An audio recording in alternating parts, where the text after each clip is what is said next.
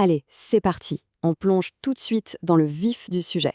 Aujourd'hui, notre analyse décrypte une tendance de fond vraiment fascinante, récemment mise en lumière par une étude de Talenteum.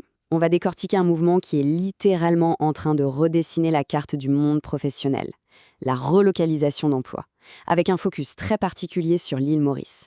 C'est hyper intéressant de voir comment les talents et les entreprises s'emparent de ce modèle inédit. Bref, on a affaire à une véritable révolution silencieuse des ressources humaines, et ça mérite qu'on s'y attarde sérieusement. Voici notre plan de route. 1. Le nouveau travail à distance. 2. L'attraction des talents. 3. L'avantage stratégique pour l'entreprise.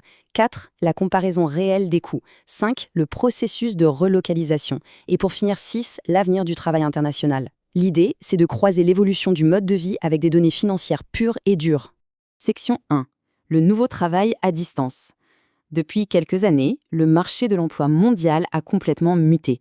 Ce qui passait pour une solution de dépannage pendant les crises récentes est carrément devenu une norme structurelle. Alors, le point crucial ici, c'est de bien saisir ce qu'on entend par relocalisation d'emploi. Attention, il ne s'agit absolument pas de démissionner, de chercher un nouveau job à l'étranger ou de devenir un expatrié classique. Pas du tout. L'idée, c'est de garder exactement le même poste qu'on occupe aujourd'hui, mais de l'effectuer à 100% à distance depuis un autre pays.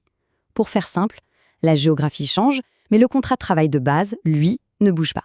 Cette dynamique est flagrante quand on compare ce qui change et ce qui reste fixe. D'un côté, le cadre de vie évolue, le pays de résidence change, et la structure juridique s'adapte. On parle de contrat local, de portage salarial ou de système EOR, c'est-à-dire un tiers de confiance qui gère l'embauche légale sur place. Mais de l'autre côté, le cœur du réacteur est le même. L'employeur est identique, les missions quotidiennes ne changent pas, et le tout reste entièrement à distance. C'est le combo parfait entre la flexibilité totale et la continuité de carrière. Bien sûr, ce modèle concerne des secteurs où le présentiel n'est pas obligatoire.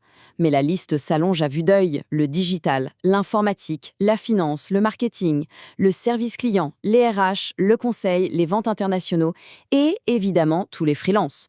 On n'est plus du tout sur un marché de niche, c'est une lame de fond qui transforme l'économie de la connaissance.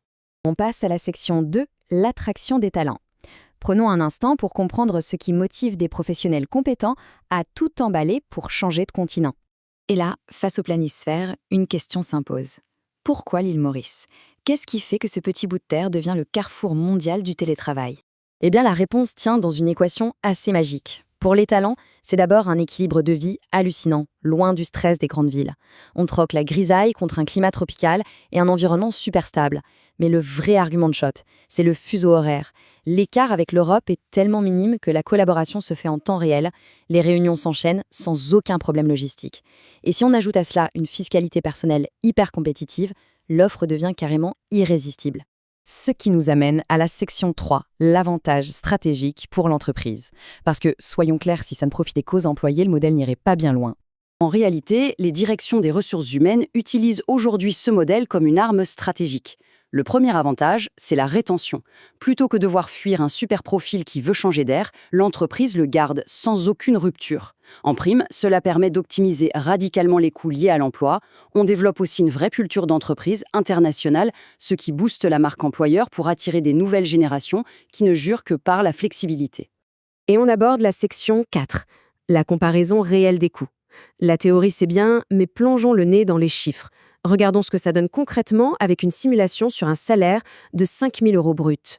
C'est là que les choses deviennent vraiment fascinantes. Regardons ces chiffres de plus près. Prenons ce salaire de référence de 5 000 € brut.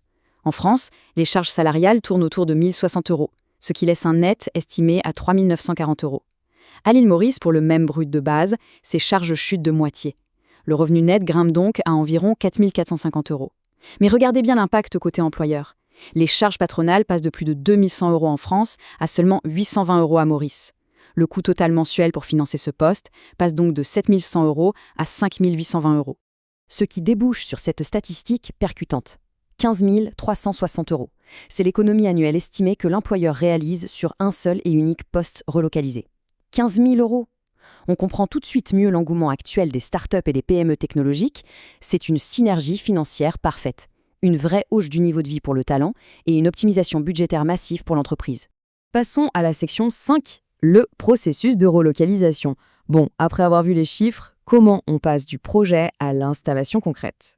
Ce qui pourrait ressembler à un casse-tête administratif est en fait un parcours extrêmement bien structuré. Étape 1, l'analyse du projet. On vérifie la faisabilité juridique et les impacts fiscaux. Étape 2, la mise en place du cadre légal. Étape 3, l'installation physique à l'île Maurice, c'est-à-dire la logistique pure. Et enfin, étape 4, la gestion opérationnelle du quotidien une fois que tout est branché. Et pour que toutes ces étapes se passent sans accroc, les solutions juridiques sont aujourd'hui hyper rodées. On n'a plus du tout besoin de créer une filiale complexe à l'étranger. On s'appuie sur des contrats locaux, du portage salarial ou ces fameux modèles EER qui gèrent la conformité légale via un tiers de confiance. Niveau papier, des dispositifs comme le Visa Premium facilitent grandement l'entrée sur le territoire. Et des facilitateurs locaux comme Talenteum orchestrent toutes ces démarches administratives de A à Z. Bref, c'est du sur-mesure pour atterrir en douceur. On arrive à notre dernière partie, la section 6, l'avenir du travail international. Prenons un peu de recul pour synthétiser les implications de tout ça. Et ça illustre parfaitement ce qu'on vient de décortiquer. La relocalisation d'emplois apparaît comme l'un des grands modèles RH des prochaines années. L'étude tape dans le mille. Entre des professionnels avides d'un meilleur cadre de vie et des entreprises qui veulent fidéliser leurs équipes tout en maîtrisant les coûts, l'île Maurice s'impose logiquement comme le pôle d'excellence francophone. Ce qui nous laisse avec une réflexion fondamentale pour clôturer notre analyse. Face à une telle optimisation financière et à une promesse de qualité de vie aussi radicale, est-ce que le modèle traditionnel du bureau en présentiel peut encore faire le poids ? C'est une remise en question profonde qui invite toutes les directions à réévaluer leur stratégie globale pour les années à venir. L'avenir du travail est déjà en marche et il se déploie bien au-delà de nos frontières habituelles.